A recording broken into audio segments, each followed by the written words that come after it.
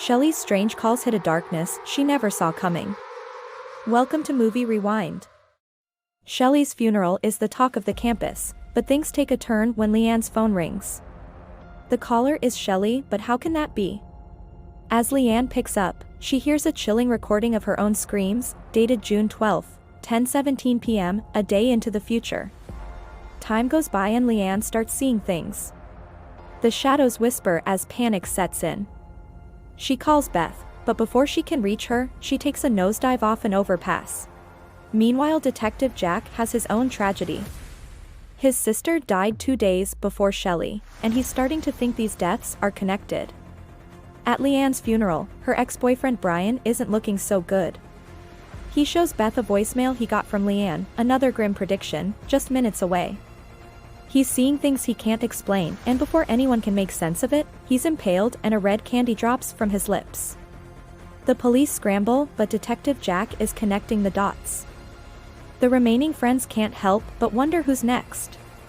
In an attempt to outsmart the entity, they take the batteries out of their phones, but Taylor's rings anyway. A TV producer hears about the ordeal and wants to perform an exorcism. But Beth knows he only cares about ratings. Jack reveals his sister interned Shelley at St. Luke's, where the mysterious calls originated from a nurse named Marie Layton.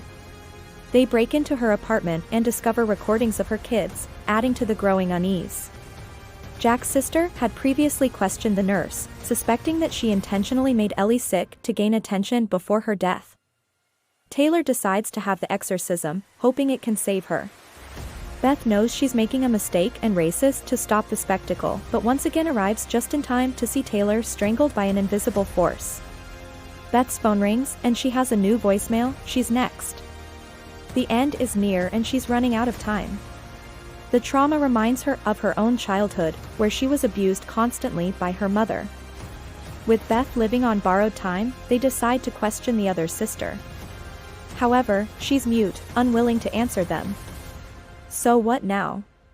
Well, the breadcrumbs lead to St. Luke's Hospital, so Beth believes if she can confront Marie's spirit, it will put an end to everything and set her free. As she walks the abandoned hallways, she knows she's not alone. Suddenly a spirit drags her in an operating room. The detective shows up and rescues her, but he's soon knocked out as she's locked inside. Desperate, she enters the vents where she sees handprints. As she continues, she finds Marie's burnt body, clutching a phone. The source of their problems. Soon the body comes to life, chasing her but not with malice. It whispers, "Forgive me." Relieved, Beth thinks it's over. But the detective isn't convinced. It seems too easy. Jack uncovers a nanny cam, and the footage reveals the truth. Ellie was the monster all along.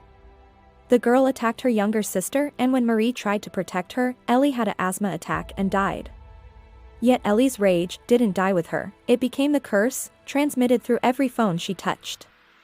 Jack rushes to Beth's place. As she lies unaware, the darkness is still after her. His calls go unanswered. Beth hears banging at her door, but it's Jack. There's another knock. Jack checks the peephole, and a knife kills him. Marie's ghost traps Ellie's spirit in the cursed phone, which buzzes to life, dialing its next victim and keeping the nightmare alive.